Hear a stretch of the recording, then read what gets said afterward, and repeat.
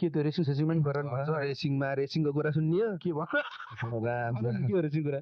मलाई म मात्र होइन दुनियाँ छक्क परेको रेसिङको कुरामा नि जस्तै एउटाले कुन चाहिँले 32 गुण भनेर एउटाले टी सर्ट बनाएर हाल्थ्यो कि 32 गुण लक्षण भनेर के मलाई त थाहा थिएन के हो 32 गुण भनेर होइन अनि उसले ब्रिफिङ गरे टिकटकमा मैले सुनेको है फेरि उहाँ बक्सरमा नि राम्रो हुन्छ मुथाइमा पनि राम्रो हुन्छ गीत पनि अहिले रिसेन्टली म क्विक लर्नर छ के म सिकाउन नआउने मान्छेले त सिकाइदिएँ म भन्दा राम्रो गाउँछ भने विद्या कसम भाइ ब्रो गीत त्यो अब खै मेरो बोल्ड स्वर भएर मैला मन नपरेको कि तीको स्वर भएर मन परेको कि अब होइन यस्तो राम्रो गाउँछ होइन अब पहिला कबड्डी स्कुलको full championship kabaddi basketball volleyball football त्यो रहेछ मेडल घरमा उचाल्न नसकिन्छ मेडल है म त छक्कै परेको करिकुलर एक्टिभिटिजमा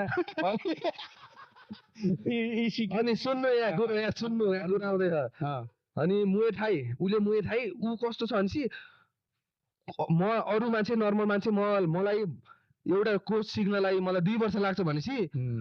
2 वर्ष लागेर त्यसलाई पर्फेक्ट बनाएर हाल्न 5 वर्ष लाग्छ भने चाहिँ उसले 5 महिना सब पर्फेक्ट बनाएर नि अरूलाई जितेर नि त्यो भ्याइदिइसक्छ नि त्यो छोडिदिन्छ क्या त्यो टाइपको छ क्या जे कुरा गर्ने नेक्स्ट लेभल हान्ने नि ट्र्याक लाइफमा अहिलेसम्म मैले हाने होइन के नि ट्र्याक भनेको बाइकमा घुँडा टेकेर घुरुरुरु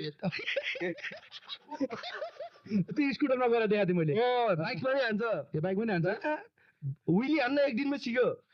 अहिले यहाँ रेस भयो थियो अस्ति स्कुटरमा त्यहाँ 3टा क्याटेगोरी हुन्छ एउटा प्रो प्लेयर हुन्छ बाइक केटाहरूको होइन केटाहरू प्रो पहिलेदेखि एक्सपिरियन्स भएको केटाहरू होइन अनि अर्को सेमी नर्मलवाला स्टार्टिङवाला बाइकमा चलाउने केटाहरू अर्को केटीको एउटा 3वटा हुन्छ होइन ऊ केटीबाट खेलेको